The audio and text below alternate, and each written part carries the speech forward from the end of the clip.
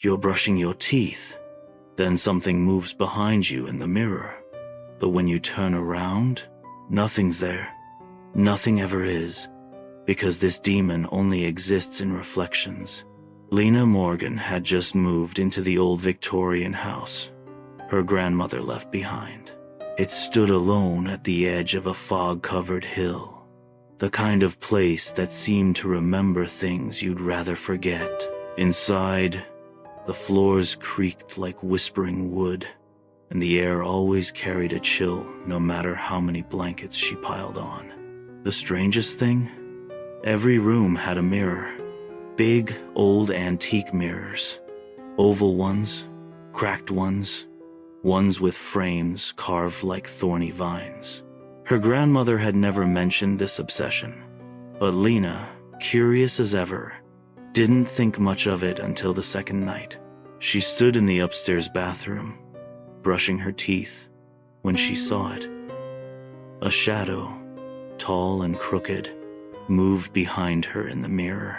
It looked like a mano, something shaped like one but too thin, limbs bending in angles that shouldn't exist.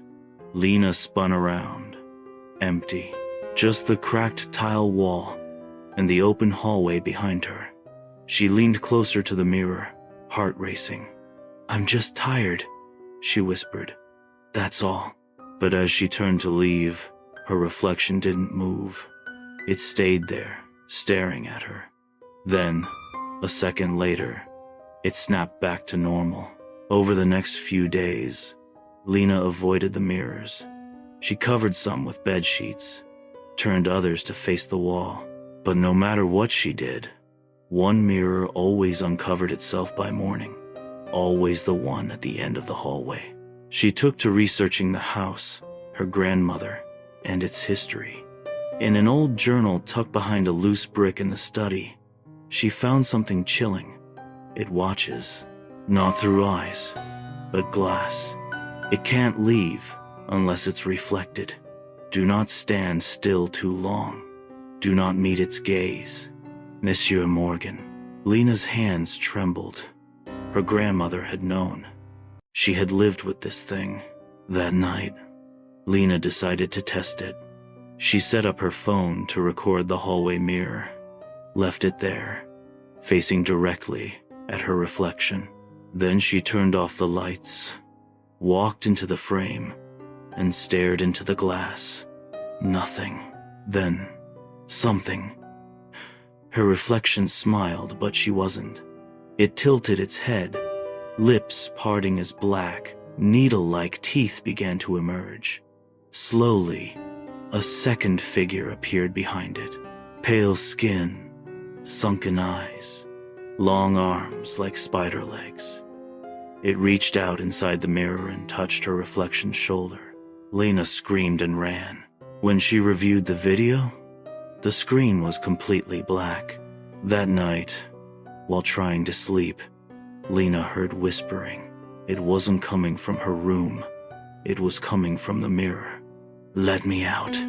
She grabbed a blanket and threw it over the nearest mirror. The whisper stopped. "Let me out." Lena. Her name. It knew her name now. In a panic, she called the local historian, an old man named Mr. Bellamy, who knew the town's secrets. "You say it shows up in mirrors?" he asked. "Then it's the Mawshade, a spirit bound to its own reflection. It can't hurt you unless you invite it or stand too long in front of its mirror." "How do I stop it?" she asked. He paused. "Break the mirror it's trapped in. But be warned, if you break the wrong one, it'll be free." Lena prepared. She entered the hallway with a hammer in one hand and a candle in the other. Shadows danced along the walls as she passed each mirror, watching her reflection carefully. She could feel the Mawshade watching. Suddenly, one reflection didn't match. In the third mirror, her reflection was grinning again. Its hands twitched. Behind it, the demon loomed tall, hunched over, staring directly at her. Its mouth was open wide, full of black, writhing tendrils. Lena raised the hammer and smashed the mirror. The scream that followed wasn't human. Glass shattered and flew through the air like shards of lightning. She was thrown backward, ears ringing, as a cold wind roared down the hall. And then, silence. When Lena opened her eyes, the hallway was dark. All the mirrors had cracked. Every single one. She crawled to her feet, breathing heavily. "It's over," she whispered. But then, she turned to face the nearest mirror, and there she was, still standing, but her reflection was gone. A moment later, the reflection stepped forward again, but it didn't match her movements. It tilted its head and grinned. She ran through the hallway, down the stairs, past the foyer, but every mirror she passed now reflected the demon, crawling toward her, always behind, always gaining. Lena finally smashed the last standing mirror in the foyer. It exploded in a burst of icy air. Silence fell again. She collapsed, bleeding, trembling. She thought she'd won, until she caught sight of her reflection in the window glass. Not smiling, not mimicking her, but standing still, watching, and mouthing the words, "I'm out now." And in that moment, Lena realized something truly terrifying. She had never left the mirror. The end